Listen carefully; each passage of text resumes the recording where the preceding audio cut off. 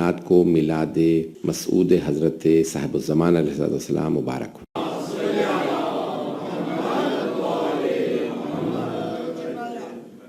وعلى أوصيائه لا سيما بقية الله في الأرضين روحي وأرواح العالمين لتراب مقدمه الفدا واللعنة الدائمة على أعدائهم أجمعين من الآن إلى قيام يوم الدين. أما بعد فقد قال الله الحكيم في كتابه الكريم بسم الله الرحمن الرحيم بقية الله خير لكم إن كنتم مؤمنين. صدق الله العلي العظيم. صلوات.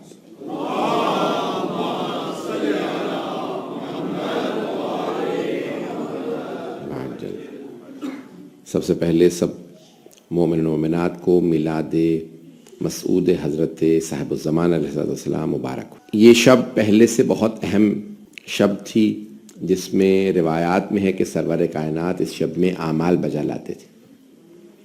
امہات المومنین سے بھی روایات ہیں کہ یہ دعائیں پڑھا کرتے تھے، اور ائمہ علیہ السلام سے وارد ہے کہ یہ شب قدر کے بعد افضل ترین شب ہے، the most important night after لیلۃ القدر۔ شب قدر میں ہے کہ لیلۃ القدر خیر من الف شہر، 1000 راتوں سے بہتر ہے، برابر نہیں، خیر من الف شہر۔ اکثر لوگ سمجھتے ہیں کہ 1000 مہینوں کے برابر کہتے ہیں، نہیں، خیر من الف شہر، ایک رات 1000 مہینوں سے بہتر ہے۔ 1000 مہینے یعنی ایک سال میں 12 مہینے ہوتے ہیں، یعنی more than 80 years، 83 سال، 83 years سے زیادہ، ایک رات 83 سال سے بہتر ہے۔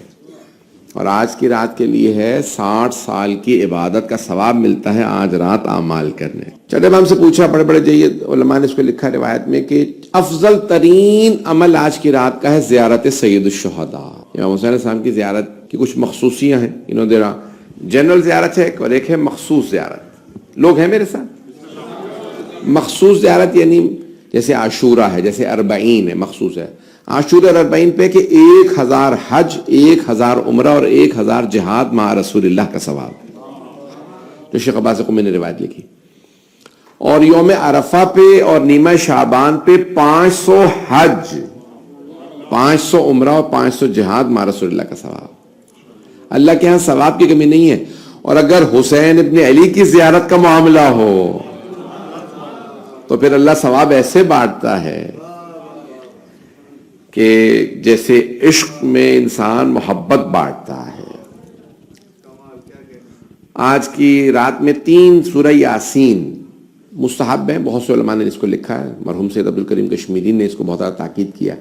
پہلی یاسین زندگی کی نیت سے، دوسری صحت کی نیت سے، تیسری سورہ یاسین رزق کی نیت سے، 3 دفعہ سورہ یاسین کا ختم کرنا۔ دعا کمیل آج کی رات کی مناسبت سے حضرت کمیل ابن زیاد نقی کہتے ہیں کہ یہی رات تھی، میں نے مولا امیر علیہ السلام کو دیکھا کہ سجدے میں دعا پڑھ رہے ہیں۔ میں نے کہا مولا میں نے دعا یاد کرنے کی کوشش کی ہے، لکھی ہے، آپ کے پاس پیش کرنا چاہتا ہوں۔ تو کہا کہ ہاں یہ دعا اس کی فضیلت ہے زندگی میں، اس کو ہر روز پڑھیں، نہیں تو ہر شب جمعہ، نہیں تو سال میں 1 مرتبہ، وہ بھی نیمہ شعبان میں، نہیں تو زندگی میں 1 مرتبہ ضرور پڑھیں۔ علامہ مجلسی، شیخ عباس قومی اور امام خمینی تینوں کا نظریہ یہ ہے کہ افضل ترین جو ہمارے پاس دعائیں ہیں ان میں سب سے افضل دعا کمیل۔ میں نے 5 منٹ میں اعمال جلیلی پیش کر دی ہیں۔ ویسے دعائیں بہت ہیں، 2 رکعت نماز ہے جس میں سورہ کافرون پہلی رکعت میں الحمد کے بعد، اور دوسری رکعت میں سورہ اخلاص، اور استغفار جتنا کر سکیں، صرف جاگنا خود عبادت ہے۔ ائمہ علیہ السلام سب سے ان کے اس شب میں اعمال وارد ہیں۔ نماز جعفر تیار جو ہمارے ہاں افضل ترین مستحب نمازوں میں سے نماز ہے، نماز جعفر تیار۔ یہ حضرت جعفر تیار نے نماز بنائی نہیں ہے، رسول خدا نے انہیں تعلیم فرمائی تھی، اس لیے اسے کہا جاتا ہے نماز جعفر تیار۔ دعا کمیل حضرت کمیل نے دعا نہیں بنائی، مولا امیر کی دعا ہے۔ حضرت کمیل راوی تھے، ان کے نام سے منسوب ہوئی، یہ حضرت جعفر تیار نے بتائی تھی، اس لیے ان کے نام سے نماز مشہور۔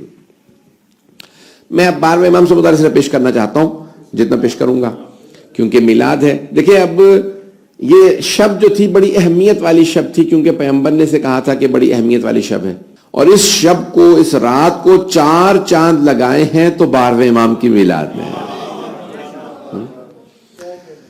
اب ایام بیز ہیں، علماء بڑے بڑے چاہیے تو علماء موجود ہیں. دیکھیں عزیزان گرامی، ایام بیز کہا جاتا ہے 13، 14، 15، یہ 3 جو شبیں ہیں اسلامک کیلنڈر کی، اس میں چاند پورا ہوتا ہے، فل مون ہوتا ہے. 13، 14، 15 لوگ ہیں نا. 13، 14 and 15 کو چاند پورا ہوتا ہے. بدر کہتے ہیں، پورے چاند کہتے ہیں بدر. رسول خدا کی حدیث ہے نا، یا علی انت کبدر الدجا، یا علی آپ کا چہرہ 14ویں کے چاند جیسا ہے. عرب میں خوبصورتی کی مثال دینی ہوتی تو چاند سے مثال دیتے ہیں، اس لیے حضرت عباس کو کہا جاتا ہے قمر بنی ہاشم. بہت خوبصورت. گرامی یہ 13، 14، 15 ان میں اللہ سبحانہ و تعالیٰ نے جو ہے وہ چاند کو پورا رکھا ہے. شاید اللہ نے اسی لیے 12ویں امام کو 15 شعبان کی شب میں بھیجا تاکہ چاند یہ نہ سوچے میں خوبصورت ہوں. اللہ نے کہا کہ نہیں، اپنے پہ ناز نہ کر، میرا مہدی تو دیکھ جو میرے نبی کی شبیہ ہے. تو رسول اکرم سے جب سوال کیا تھا صحابہ نے، یا رسول اللہ آپ کے 12ویں لال کیسے ہوں گے؟ آپ نے فرمایا 12 جانشین ہوں گے، اولہم علی وآخرہم مہدی. روایت میں ہے ایک مرتبہ نے کئی مرتبہ پیغمبر نے فرمایا ہے میرے 12 سکسیسرز ہوں گے، 12 جانشین ہوں گے، پہلے کا نام علی ہے اور آخری مہدی.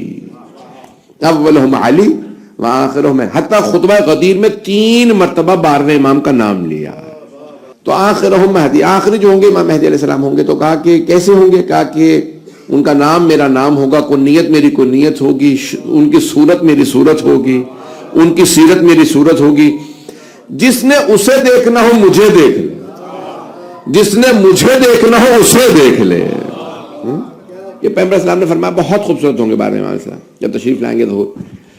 اب بعض میں جلیدی امام سے متعلق ہے کہ 4 بڑی جو نا there are 4 big nations in the world، دنیا میں 4 بڑی قومیں ہیں. لوگ سن رہے ہیں نا حضرات؟ 4 بڑی قومیں ہیں. یورپینز ہیں، عرب ہیں، افریقی ہیں، اور پھر یہ ایشینز ہیں جیسے ایران ہے، سب کانٹیننٹ والے لوگ ہیں ہمارے انڈینز. تو کہتے ہیں 4 قوموں کی جو سب سے خوبصورت فیشل فیچرز ہیں وہ 12ویں امام کے صورت میں ہوں گے. مجھے نہیں معلوم میرے جولے پہنچ رہے ہیں، کیونکہ امام بھی کچھ دادیاں جو ہیں وہ افریقہ سے ہیں، کچھ ایک ایران سے ہیں، ہند سے ہیں، خود امام عرب ہیں اور والدہ یورپین ہے. اب ساری قوموں کی جو سب سے خوبصورت نشانی ہوگی وہ امام میں ہوگی. جو قوم دیکھے گی اس نشانی کو دیکھے گئے گی ہم میں سے. کیونکہ قرآن کریم میں هو الذی بعث فی الامیین رسولا منہم، مکے والوں کے درمیان سے ایک نبی بھیجا جو انہی میں سے تھا. وہ کہتے تھے ہم میں سے ہیں. اب ساری دنیا جب 12ویں امام کو دیکھے گی کہے گی ہم میں سے ہیں. امام بہت خوبصورت ہوں گے، ان کا وجود مقدس. اللہ کی مختلف صفات کے مختلف مظہر ہیں، مظہر مینیفیسٹیشن. لیکن اللہ کی ایک صفت ایسی ہے جس کے مظہر صرف 12ویں امام ہیں، وہ ہے کہ اللہ ہے غائب، اللہ ہے غیب مطلق. اور اس اللہ کی صفت کے مظہر ہیں صاحب السماء، صفت غیب الغیوب. اللہ غیب الغیوب ہے اور 12ویں امام اس وقت غیبت میں ہے. بہرحال اللہ غیب الغیوب ہے، اللہ کبھی بھی نظر نہیں آئے گا. یہ شیعہ عقیدہ. بہرحال حضرات کرام میں مجھے اپنی ماہ شعبان سے متعلق پیش کرنا ہے، روایات چند پیش کروں گا، بہت زیادہ وقت نہیں لوں گا، 10 منٹ گزر چکے ہیں. میں جانتا ہوں کہ اعمال کی شب ہے اور بہت زیادہ وقت نہیں لوں گا. اتفاق کی بات ہے ایسی ہی شب جمعہ تھی، یہی نیمہ شعبان شب جمعہ، جمعے کا دن تھا.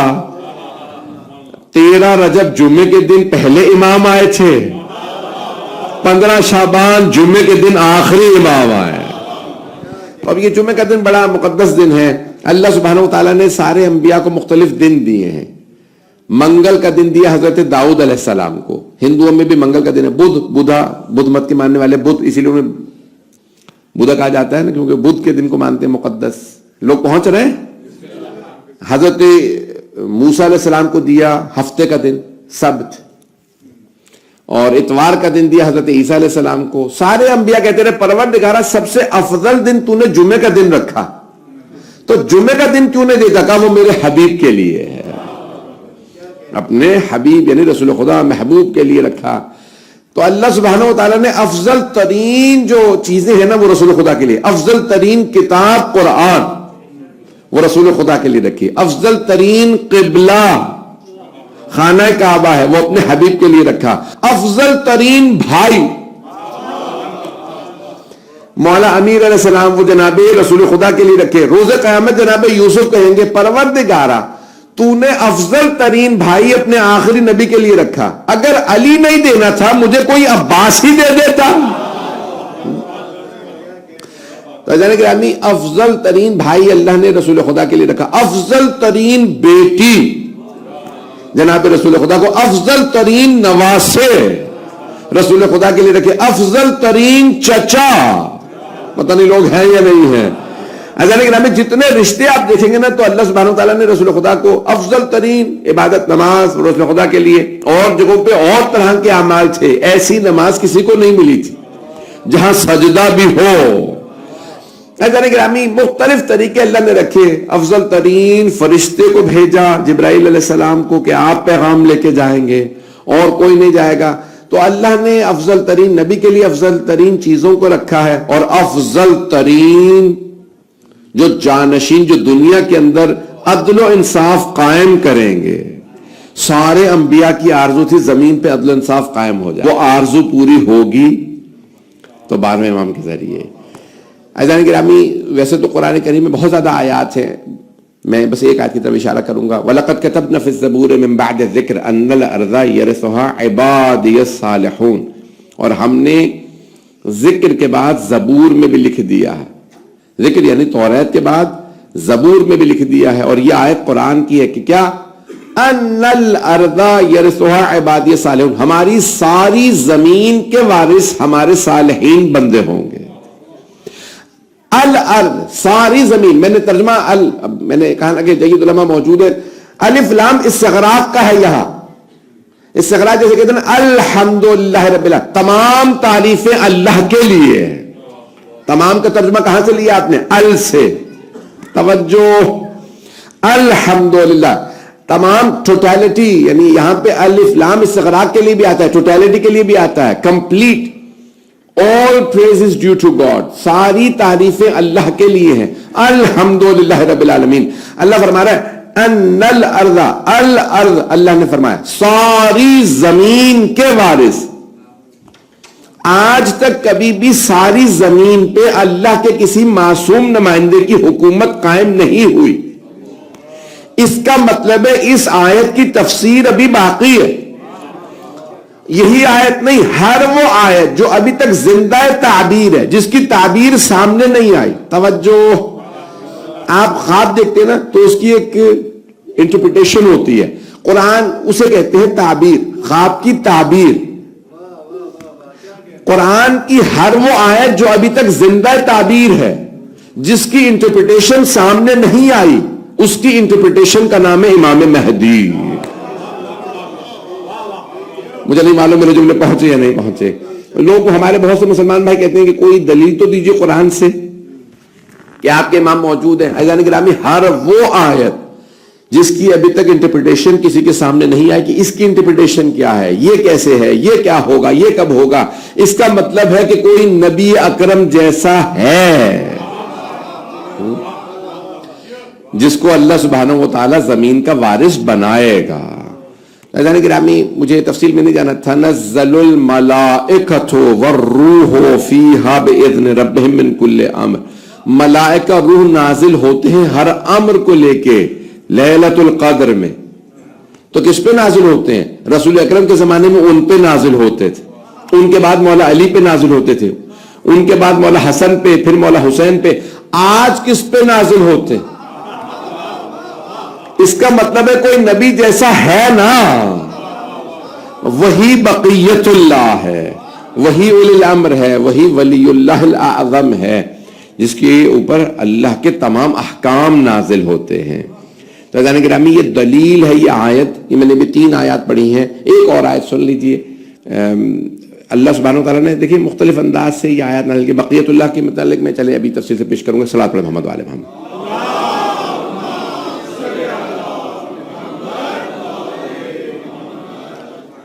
هو الذي ارسل رسوله بالهدى ودين الحق ليظهره على الدين كله وہ اللہ وہ ہے جس نے اپنے رسول کو بھیجا. توجہ, هو الذی ارسل رسولہ بالہدی ودین الحق. دو نشانی اللہ فرما رہا ہے, ہدایت کے ساتھ اور دین حق کے ساتھ. لِیُظْہِرَہُ عَلَى الدِّینِ کُلِّہ, تاکہ دین کا ہر چیز پہ غلبہ آ جائے. ہر چیز پہ دین کا غلبہ آ جائے. ابھی تک دین کا غلبہ نہیں آیا. توجہ, لِیُظْہِرَہُ عَلَى الدِّینِ کُلِّہ. یہاں پہ لِیُظْہِرَہُ سے مراد شیعہ سنی تمام علماء نے یہی پہ لکھا. توجہ, شیعہ سنی تمام علماء نے لکھا لِیُظْہِرَہُ عَلَى الدِّینِ کُلِّہ, تاکہ دین کا ہر چیز پہ غلبہ آ جائے. غلبہ لکھا ہے ترجمہ, ظاہر نہیں ہو جائے, غلبہ آ جائے. ابھی تک دین کا غلبہ نہیں آیا, اس کا مطلب ہے کوئی باقی ہے جو غلبہ لائے گا. اسی غلبہ لانے والے کا نام ہے امام مہدی علیہ الصلوۃ والسلام. تو عزیزان گرامی, اب یہ آیات میں پیش کر رہا ہوں, لیکن اب سن لیجئے کہ آج ہی کی رات تھی, آج جیسی رات تھی, شب جمعہ تھی, شب نیمہ شعبان, کہ ایک مرتبہ امام حسن عسکری علیہ الصلوۃ والسلام نے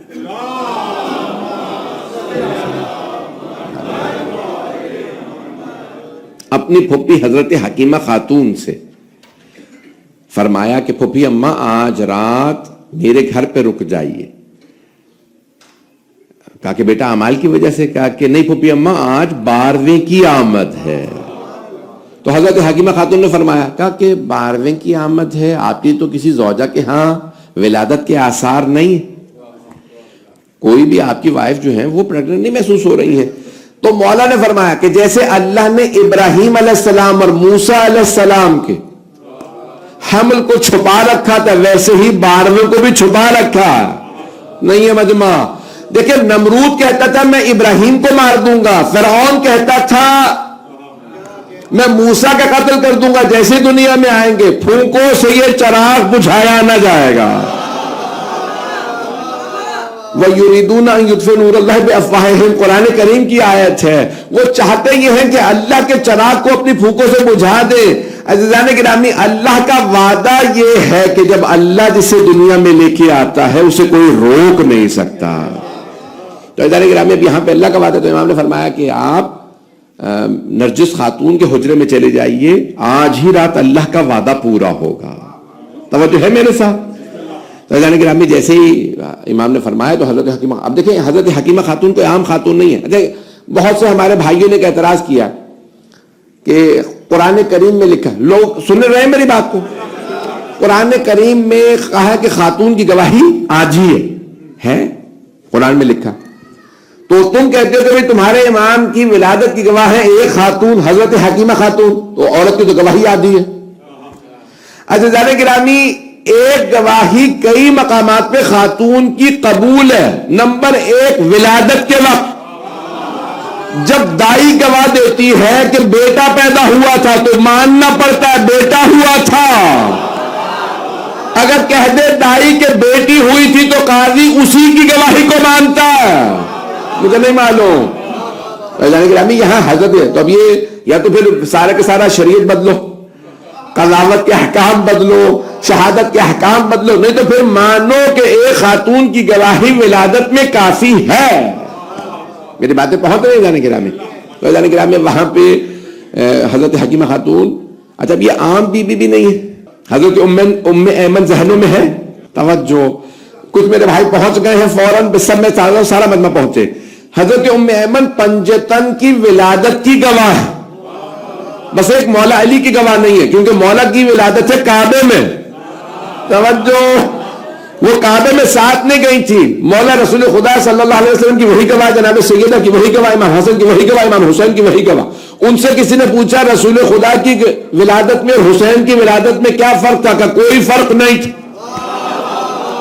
کہ یہ چاروں پاک و پاکیزہ آئے, تمام آلائشوں سے پاک. یہ بہت پاک و پاکیزہ ولادت ہے کہ ناف بریدہ ہیں, امبیلیکل کورڈ نہیں ہے. توجہ رہے میرے ساتھ کہ پاک و پاکیزہ آئے ہیں, خون آلود نہیں آئے ہیں. اب کس کی تفصیل میں نہیں جاؤں گا جان گرامی. تو حضرت ام ایمن جو حضرت آمنہ حضرت عبداللہ کی کنیز تھیں, رسول خدا کو میراث میں ملی تھی. نہیں ہے مجمع, میراث میں ملی تھی, میراث میں. وہ مسلمان جو کہتے ہیں کہ نبیوں کی میراث نہیں ہوتی، نہ وہ کسی کے وارث ہوتے ہیں.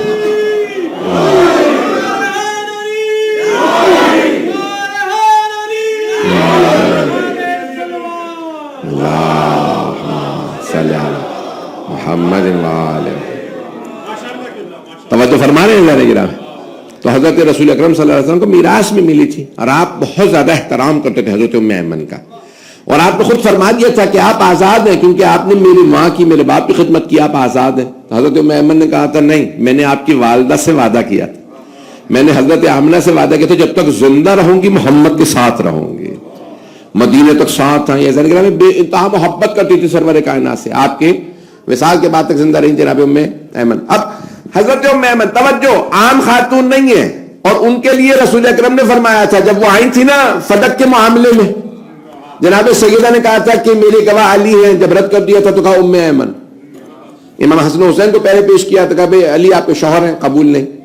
حسنین نابالغ ہیں، قبول نہیں. ذہنوں میں ہے نا، آپ لوگ تو پریشان ہو کے سن رہے ہیں. جناب سیدہ نے یہ کہا تھا بھئی شوہر کی گواہی بیوی کے حق میں قبول کیوں نہیں ہے؟ کیا قرآن میں لکھا ہے؟ کیا میرے بابا نے فرمایا کہ نہیں، نہ قرآن میں لکھا نہ کیا، تو پھر کیوں قبول نہیں؟ کہا قبول نہیں کروں گا. اچھا پھر حسنین کی، کہا یہ نابالغ ہے، یہ تو قرآن میں، یہ تو پیغمبر آپ کے بابا کی روش ہے، وہ نابالغ کی گواہی قبول نہیں کرتے تھے. کہا پھر میرے بابا کو اس وقت کیوں سمجھ نہیں آیا جب آپ نے فرمایا تھا الحسن والحسین سیدہ شباب اہل الجنہ، یہ جوانان جنت کے سردار ہیں، تو اس وقت کیوں نہیں کہا تھا جوان ہوں گے تو؟ بچپنے میں کہہ دیا کہ جوانان جنت کے سردار. اذان گرامی تفصیل کا وقت نہیں. تو پھر آپ نے پیش کیا ام ایمن، حضرت ام ایمن کو رضی اللہ عنہ، بہت جلیل القدر.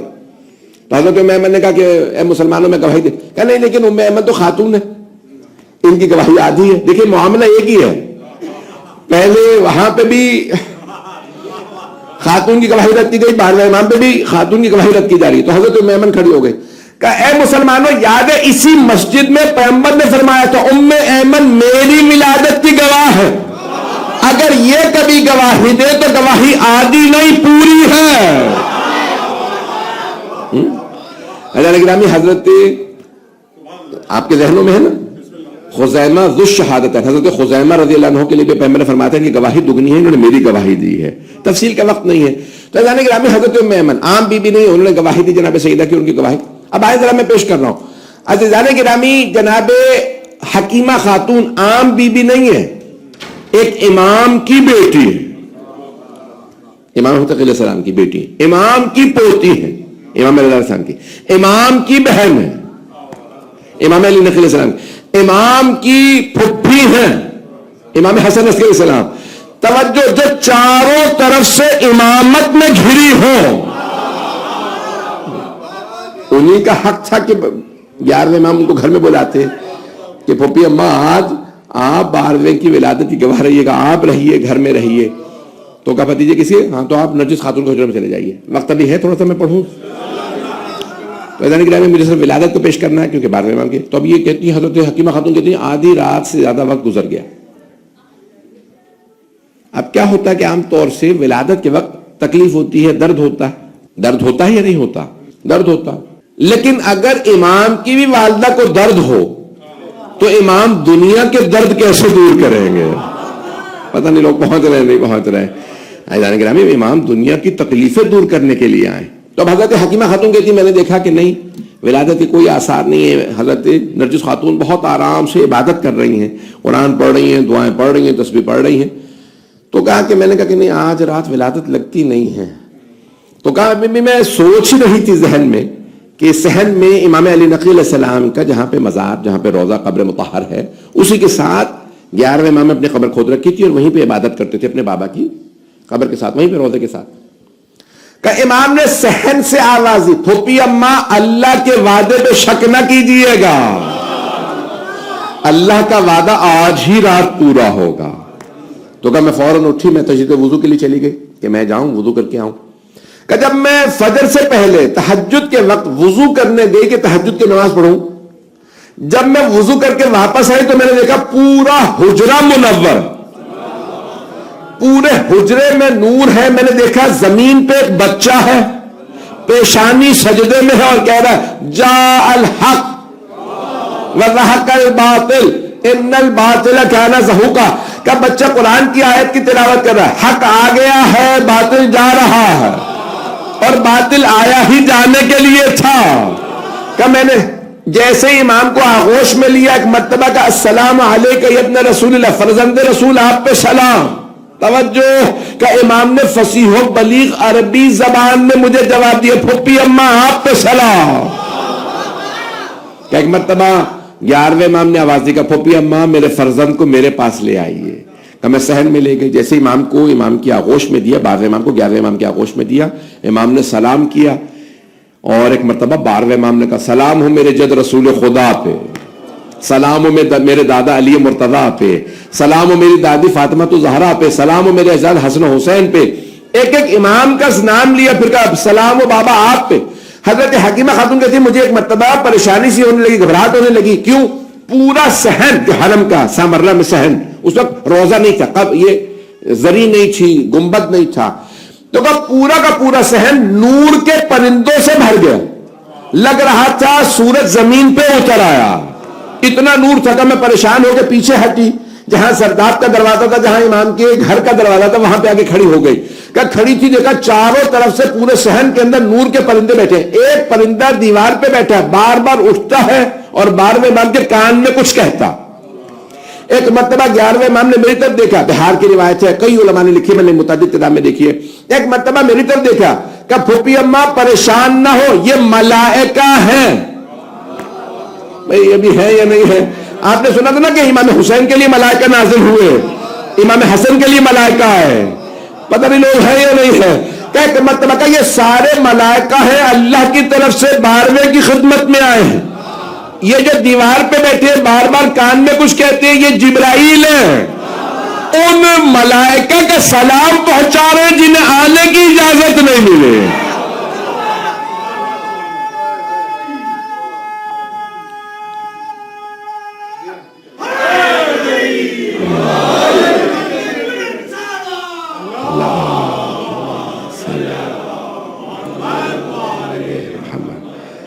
توجہ فرما رہے ہیں جانے گرا. میں نے کہا کہ وقت کے اندر بات کو مکمل کروں گا. ایک مرتبہ امام علیہ السلام نے فرمایا، 11ویں امام علیہ السلام نے فرمایا کہ پھپھی اماں میرے بچے کو اس کی والدہ کی آغوش میں دے دیجئے، تاکہ کچھ دیر کے لیے ماں کو بھی سکون ملے، کیونکہ اس بچے کی غیبت ہے. ماں آپ جانتے ہیں نا کہ میوہ جان ہوتا ہے اس کا بچہ جو ہے وہ اس کے لیے اس کے دل کی ٹھنڈک ہوتا ہے، اس کا پھل ہوتا ہے. کہا کہ اس کی ماں کو دے دیجیے. انہوں نے آغوش میں لیا، پیار کیا. اجانے گرامی اب یہاں پہ کم سنی کے اندر امام علیہ السلام کے بے انتہا معجزات علماء نے نقل کی ہیں. کہ جب ایک مرتبہ کچھ لوگ خمس لے کے آ رہے تھے، امام کا ایک وکیل تھا 11ویں امام کا، تو ایک شیعہ کہتا ہے میں نے کہا کہ میں ساتھ چلوں گا. کیوں؟ کیونکہ ہر شیعہ کے ذہن میں سوال تھا، پیغمبر نے فرمایا میرے 12 جانشین ہوں گے، 12واں دنیا میں عدل و انصاف قائم کرے گا. یملأ الارض قسطا وعدلا بعد ما ملئت ظلما وجورا. پوری دنیا کو عدل و انصاف سے بھر دے گا جیسے وہ ظلم و جور سے بھری ہوگی. تو اب کہا کہ میں پہنچا تو 11ویں امام نے میری طرف دیکھا کہ آج تمہارے خمس کا حساب میں نہیں کروں گا، آج تمہارے 12ویں امام تمہارے خمس کا حساب کریں گے. اب وہ کہتا ہے کہ میں ساتھ گیا تھا وکیل کے، میرا دل مچلنے لگا کہ 12ویں امام کی زیارت ہونے والی ہے. دیکھیں وہ 11ویں امام کی زیارت کر چکے ہیں، 12ویں کی زیارت کے لیے مچل رہے ہیں. امام نے کہا حجرے میں چلے جاؤ وہاں پہ. کیا جیسے ہم حجرے میں گئے تو دیکھا امامہ ابا قبا پہن رکھا، 4 برس کے امام ہیں اور امامہ ابا قبا پہن رکھا ہے، اور امام مصلی پہ ہیں. اور ایک مرتبہ ہم نے سلام کیا، امام نے جواب دیا، کہا کہ رکھو.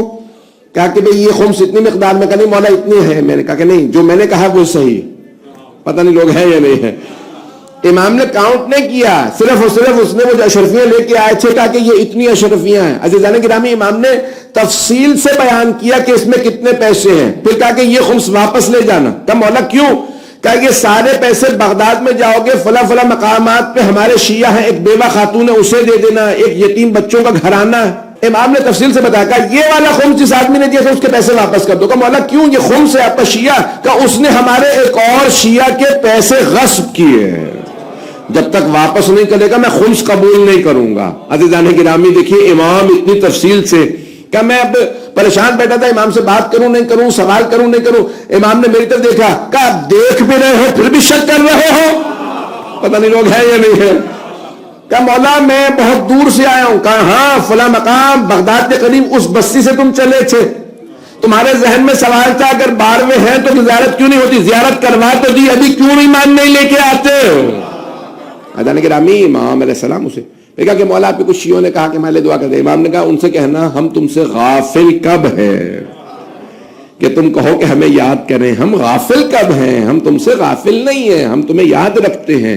اذان گرامی اماموں سے کہا جاتا ہے جو اپنے ایک ایک شیعہ کو اس کے نام سے حسب نسب سے جانتا ہو. پتہ نہیں میرے جملے پہنچ رہے ہیں نہیں پہنچ. ایک ایک شیعہ کو نام سے حسب روایات میں ہے, تفصیل کا وقت نہیں ہے. اذان گرامی امام سے بے انتہا معجزات ہیں. اب یہاں پہ مجھے جو پیش کرنا ہے, ہمارے جو اہل سنت بھائی ہیں انہوں نے ایک اعتراض کیا. وہ کہتے ہیں کہ جی 400 لوگ یا اس سے زیادہ, 400 یا اس سے زیادہ, بعض لوگوں نے 600 بھی لکھے, لوگ گئے تمہارے امام کے گھر پہ اور تلاش کیا, ان کو امام نہیں ملے. اس کا مطلب ہے تمہارے امام نہیں ہے. ایک دو نہیں, 400 یا اس سے زیادہ لوگوں نے تلاش کیا تمہارے امام کو اور تمہارے امام نہیں ملے. بھائی اس کا مطلب ہے امام نہیں ہے, تم جھوٹے ہو. اعتراض سمجھ میں آ گیا؟ پریشانی ہو گیا. میں نے یہ تھوڑا کہا کہ آپ جواب دیں, میں نے ان کا اعتراض پیش کیا کہ میں جواب دینے لگا ہوں. مجمع ہے نا میرے ساتھ؟ تو وہ یہ کہتے ہیں کہ بھائی 400 سے زیادہ لوگوں نے تلاش کیا, پوری بٹالین گئی, انہوں نے تلاش کیا, ان کو امام نہیں ملے. اس کا مطلب ہے تمہارے امام نہیں. اذان گرامی پہلا یہ ڈھونڈنا بتا رہا ہے کوئی ہے. میرے جملے پہنچ رہے ہیں؟ یہ تلاش کرنا بتا رہا ہے کہ کسے تلاش کرنے گئے, کیوں تلاش کرنے گئے, سوچو تو صحیح.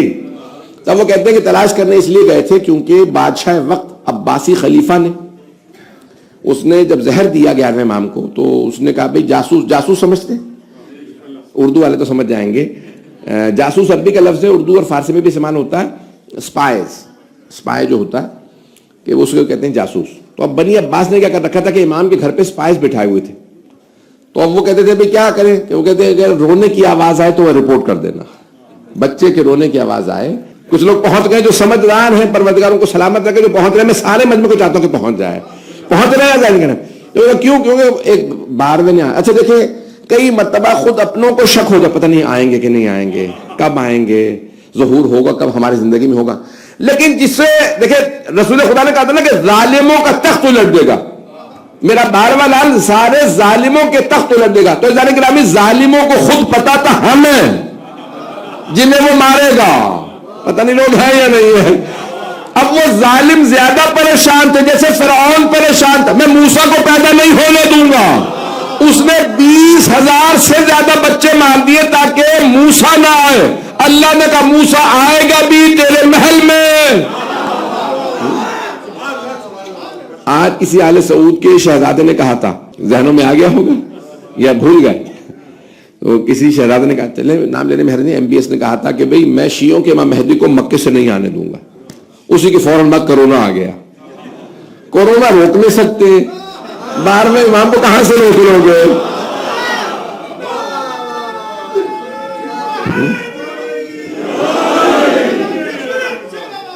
اللہم صلی علی محمد وعلیہ. توجہ فرما رہے ہیں جانے کے نام. تو جانے کے نام میں اب یہ دیکھیں فرعون کہتا رہا کہ نہیں میں موسیٰ کو پیدا ہی نہیں ہونے دوں گا, کہ ایک بچہ پیدا ہوگا قبطیوں میں, یہ جو بنی اسرائیل ہے نا اس میں ایک بچہ پیدا ہوگا اور وہ بچہ تیرا تخت الٹ دے گا.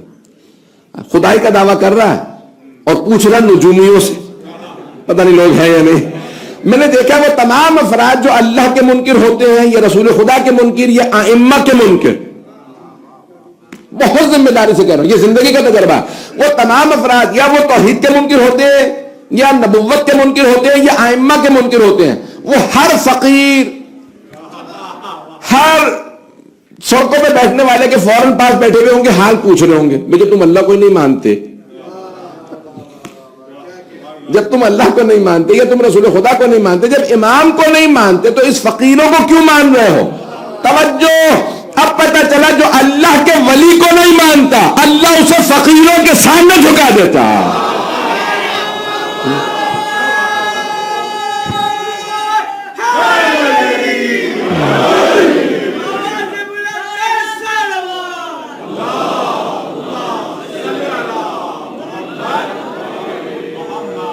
توجہ فرما رہے ہیں جانے کی راہ. تو ہر جگہ پہ وہ حال پوچھتے پھرتے ہیں. تو اب وہ نجومیوں سے اس نے سن لیا تھا کہ نہیں ایک بچہ پیدا ہوگا جو وہ فرعون کا تخت الٹ دے گا. اس نے کہا پھر میں بچہ پیدا ہی نہیں ہونے دوں گا. توجہ ہے, 20,000 سے زیادہ اس نے بچے مار دیے کہ میں موسیٰ کو پیدا نہیں ہونے دوں گا. حضرت موسیٰ آئے, اللہ کا وعدہ دیکھیں, قدرت کو ضد ہے کہ حق جھکنے نہ پائے. یہی نمرود کا حال تھا. یہی اب بنی عباس بار بار کی جو آخری ائمہ ہے نا, اگر آپ دیکھیں امام محمد تقی علیہ السلام صرف 25 تھے, 25 برس کے تھے, ان کو شہید کر دیا. کیوں؟ تاکہ 10ویں امام نہ آئے. 10ویں امام کو شہید کر دیے, 11ویں امام نہ آئے. 11ویں امام 28 برس کے شہید کر دیے تاکہ 12ویں امام نہ آئے.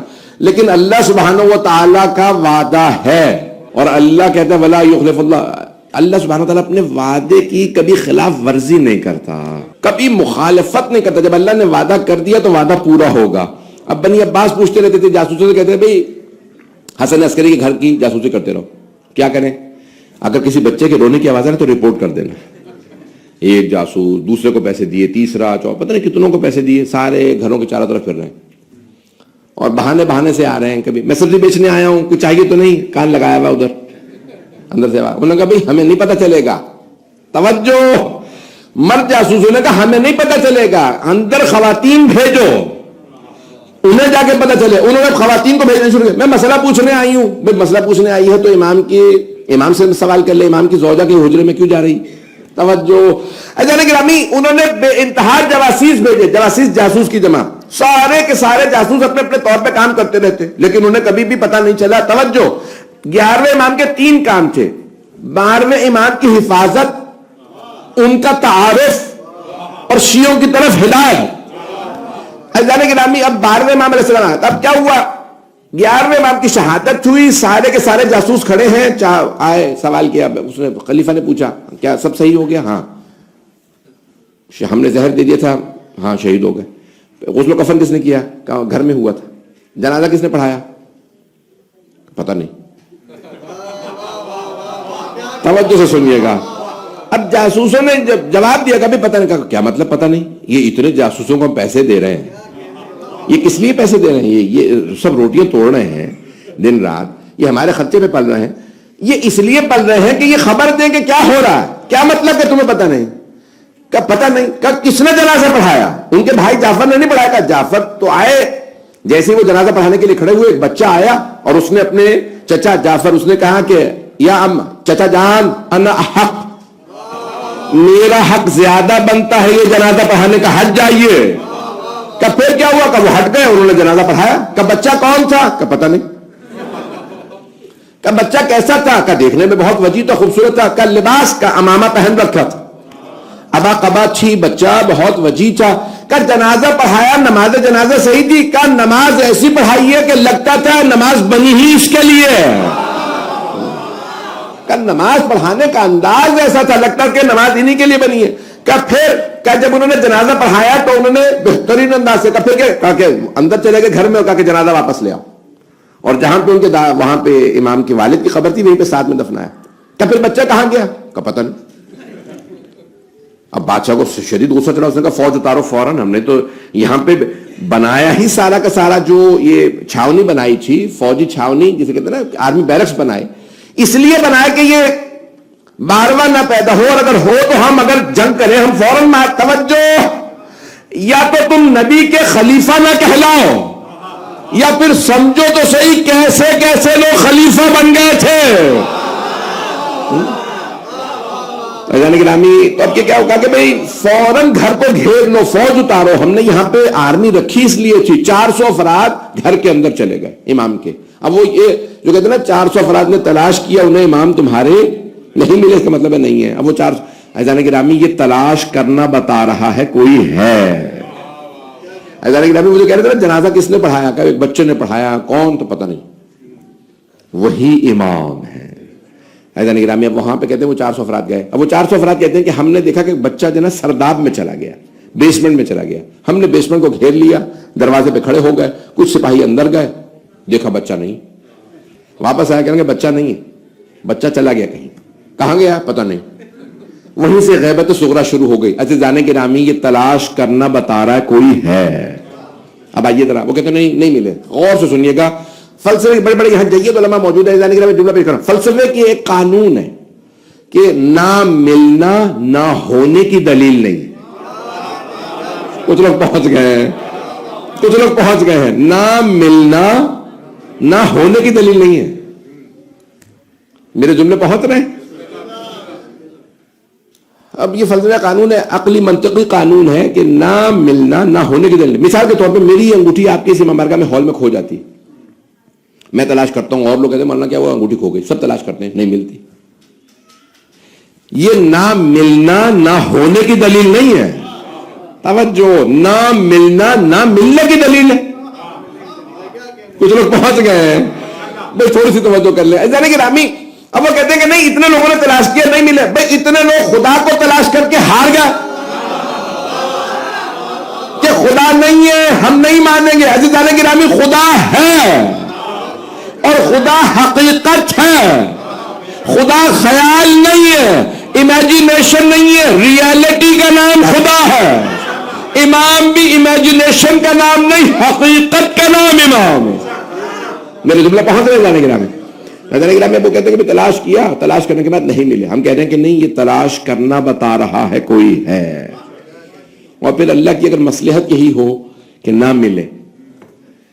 اب شیخ صدوق ابتدائی جو ہمارے علماء میں ہیں، ان کا عقیدہ یہ ہے، ان کا نظریہ یہ ہے، جو غیبت صغرا میں پیدا ہوئے اور امام کی دعا سے پیدا ہوئے، کہ ان کے والد نے خط لکھا تھا امام کو کہ میرے ہاں بیٹیاں ہیں، میرے ہاں بیٹا نہیں، 8 بیٹیاں تھیں، ان کے بیٹا نہیں. تو امام نے کہا دعا کرتا ہوں تمہارے یہاں بیٹا ہوگا، اور ایسا بیٹا پیدا ہوگا کہ جب تک میرا ظہور نہیں ہوتا اس کی کتابیں میرے شیعوں کے کام آئیں گے. اتنی احادیث کی انہوں نے کتابیں لکھی کہ آج تک کام آ رہی ہیں. شیخ صدوق انہیں کہا جاتا ہے. صدوق یعنی کہ امام نے ان کی صداقت کی گواہی دی ہے. صدوق باپ بیٹا دونوں سچے.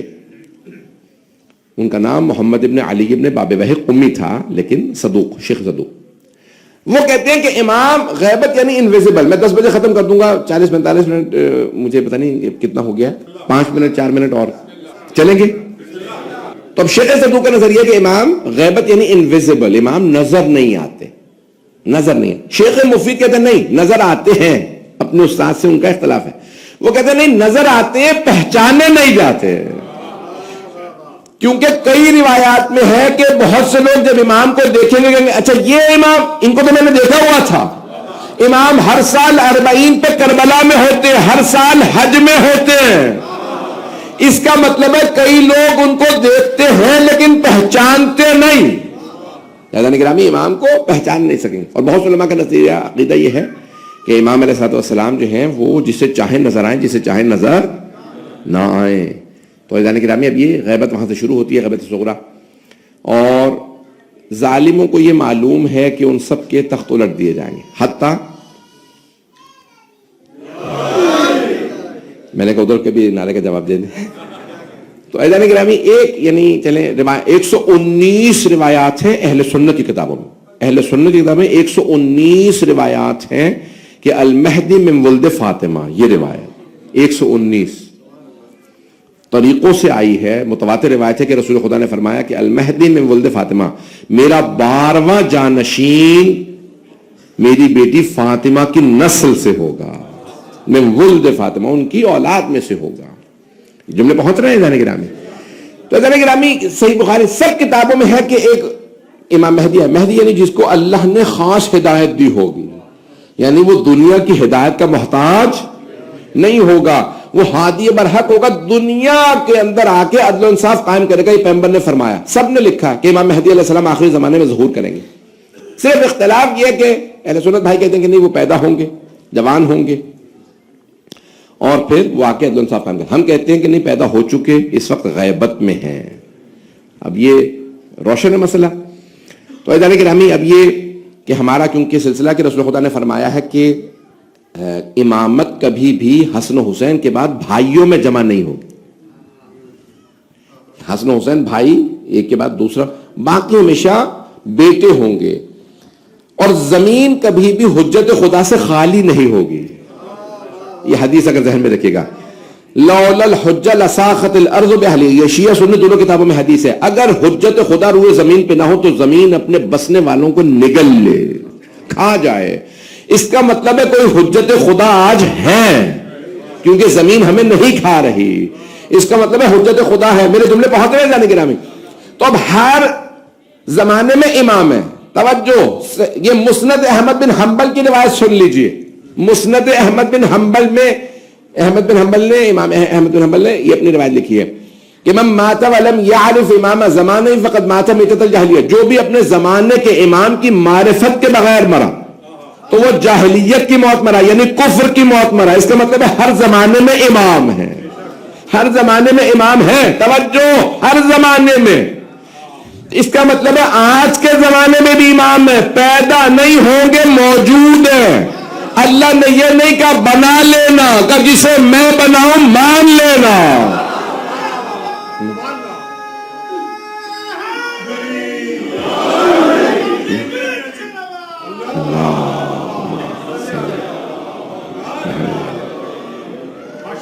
انی جاعل فی الارض خلیفہ، انی جاعلک للناس اماما. اللہ کہہ رہا ہے اے آدم، میں آدم کو زمین پہ خلیفہ بنا رہا ہوں، اے ابراہیم میں آپ کو امام بنا رہا ہوں. اب آپ چاہے دیکھیں اسلام میں دو نظام ہیں، لوگ سن رہے ہیں؟ دو نظام ہیں، نظام امامت، نظام خلافت. بس دو نظام ہیں. امامت کے ماننے والے شیعہ کہلاتے ہیں، ان کے بھی کچھ فرقے ہیں جیسے اسماعیلیہ ہیں، زیدیہ ہیں، اور خلافت کے ماننے والے اہل سنت کہلاتے ہیں. مجمع کی توجہ رہے. تو چاہے امامت کا نظریہ کہیں چاہے خلافت کا، خلافت بھی اللہ چنتا ہے، امامت بھی. دونوں میں اللہ نے جمع کا صیغہ نہیں کہا، واحد کا صیغہ کہا. انی جاعل فی الارض خلیفہ. لفظ جاعل آیا، فاعل، اس میں فاعل کے وزن پہ ہے. انی جاعلک للناس اماما، اجعل نہیں کہا، یعنی ورب نہیں ہے، فعل نہیں ہے. اللہ نے اس میں فاعل استعمال کیا، یعنی جاعل خدا ہے. اللہ بنانے والا ہے، وہی بنانے کا اختیار رکھتا ہے، کسی کو بنانے میں اختیار نہیں. انا انزلناہ فی لیلۃ القدر، ہم نے قرآن نازل کیا، ہم نے. لیکن جب خلافت اور امامت کی بات آئی تو اللہ کہہ رہا انی، میں، مجھے کسی کی شراکت قبول ہی نہیں ہے. شراکت مع الغیر اللہ کو قبول ہی، نہ امامت میں نہ خلافت میں. تو آخری زمانے میں کہ امام مہدی علیہ السلام تشریف لائیں گے. عزیزان گرامی، سب سے غیر متعصب، میں نے کہا تھا کہ 10 بجے ختم کر دوں گا، بس یہ آخری جملہ سن لیجیے. سب سے غیر متعصب، لیسٹ پریجڈس سنی اسکالر جو ہے وہ ہے سیوطی، جلال الدین سیوطی. سن رکھا نا؟ 500 سے زیادہ کتابیں ہیں ان کی، اور ان کی تمام کتابیں اہم ہیں. الدر المنثور، یعنی ان کی تفسیر، حدیث، ان کی تاریخ، ادبیات، ہر موضوع پہ ان کی کتاب ہے، بہت قابل ہے. جلال الدین سیوطی، سین یہ واو توئے یہ سیوطی. ان کی کتاب ہے تاریخ الخلفاء، ہسٹری میں کتاب ہے تاریخ الخلفاء. اس میں یہ حدیث لکھتے رسول خدا کی، میرے بعد 12 رجلن، صحیح بخاری میں ہے 12 مرد حکومت کریں گے. اب وہ خود ہی کچھ نام گنواتے ہیں، پھر کہتے ہیں بنو امیہ گنے، تو کچھ سمجھ میں نہیں آ رہا کہ 12 کیسے پورے ہوں گے، کیونکہ سوائے شیعوں کی اثنا عشری کوئی ہے ہی نہیں، 12 والا کوئی ہے ہی نہیں. جلال الدین سیوطی جیسا اتنا بڑا عالم، مفسر، محدث، مورخ، ادیب، ساری کوالٹیز ہیں، لیکن اس حدیث کے اوپر آ کے کہتا ہے اللہ بہتر جانتا ہے حدیث کا مطلب کیا. بھئی تو آپ لکھنا چھوڑ دیں، پھر اتنا بڑے مفسر محدث بننے کی کیا ضرورت تھی جب آپ کو یہ حدیث سمجھ میں نہیں آ رہی. کہتے ہیں پتہ نہیں اللہ اب ترتیب کیا ہے. میں اپنے طور پہ کہتے ہیں لکھ دیتا ہوں، پہلے یہ ہے خلیفہ، 12 خلیفہ کون ہوں گے، پہلے یہ، دوسرے یہ، تیسرے یہ، چوتھے مولا علی، 5ویں امام حسن. کرتے کراتے انہوں نے نا کہتے ہیں یہ ہے، لیکن اللہ بہتر جانتا ہے، مجھے سمجھ میں نہیں آیا. وہ خود بیچارے وہاں کے گھٹنے ٹیک دیتے ہیں. یا جانے گرامی، اگر آپ کو 12 ماننے ہیں تو بس ایک ہی پورے اسلام میں 73 میں فرقہ ہے جو 12 کا ماننے والا ہے. اور صحیح بخاری میں الفاظ یہ ہے کہ 12 رجلن، 12 مرد. صحیح مسلم میں 7 روایات ہیں، 5 میں 12 خلیفتن، 12 خلیفہ، ایک میں 12 امیرن، 12 امیر، ایک میں 12 رجلن، 12 مرد. اب یہ مرد میں کیسے سمجھاؤں، کچھ دیر کے لیے خیبر جانا پڑے گا.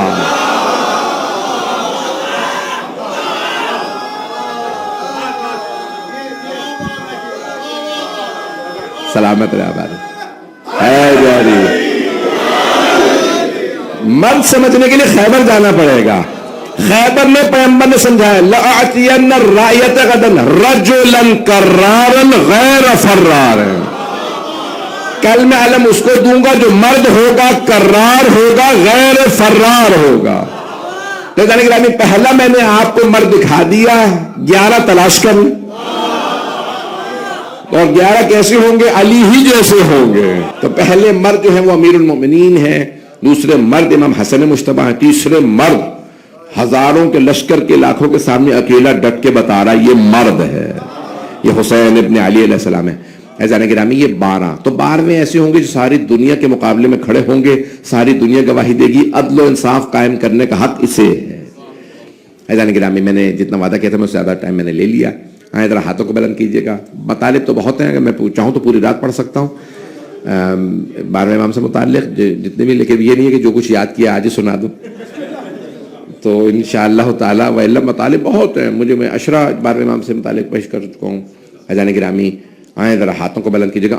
آج کی رات دعاؤں کی قبولیت کی رات ہے، آج کی رات بڑی مقدس رات ہے۔ اللہ نے اتنی مقدس رات، دیکھیں 2 مقدس راتیں مجمع ہے میرے ساتھ، 2 مقدس راتیں، ایک شب قدر، دوسری نیمہ شعبان۔ شب قدر میں اللہ نے قرآن صامت بھیجا، اور شب نیمہ شعبان میں وارث قرآن بھیجا، قرآن ناطق کو بھیجا۔ کہتے گرامی یہ امام وارث قرآن ہے۔ پروردگارہ تجھے واسطہ تیرے حق کا جو 12ویں امام پہ ہے، اور تجھے اس حق کا واسطہ جو 12ویں امام کا تجھ پہ ہے، پروردگار آج کی رات میں سب کی دعائیں مستجاب فرما، اس امام بارگاہ کو ترقی عنایت فرما، خدمت کرنے والوں کی توفیقات میں اضافہ فرما۔ میں 2 جملے کا صرف مساجد کی اشارہ کر کے دعا کرواؤں گا۔ یہاں پہ علماء کرام موجود ہیں، مومنین، پروردگارہ سب کی دعائیں مستجاب فرما۔ آپ جانتے ہیں نا اس شب میں بے انتہا مرحومین کے لیے تاکید کی گئی ہے کہ ان کو یاد کیا جائے۔ مرحومین ملتے ہیں، ایک روایت میں ہے کہ شجرہ طوبہ جو جنت میں ہے اس میں جتنے نئے پتے اگتے ہیں آج رات وہ اس پورے سال میں پیدا ہوتے ہیں لوگ، اور جتنے پتے جھڑ جاتے ہیں وہ دنیا سے چلے جاتے ہیں۔ تو آج رات دعا مانگے پروردگارہ ہمیں اگلے برس تک دوبارہ زندگی نصیب فرما، لیکن اگر تیرے قضاء و قدر نے فیصلہ کیا ہے کہ یہ ہماری آخری نیمہ شعبان ہے، یہ شب آخری ہے، تو پروردگارہ ہمیں ہماری توبہ قبول فرما، ہمیں امام حسین علیہ السلام کی شفاعت نصیب فرما، دشمنان اہل بیت کو نیست و نابود فرما۔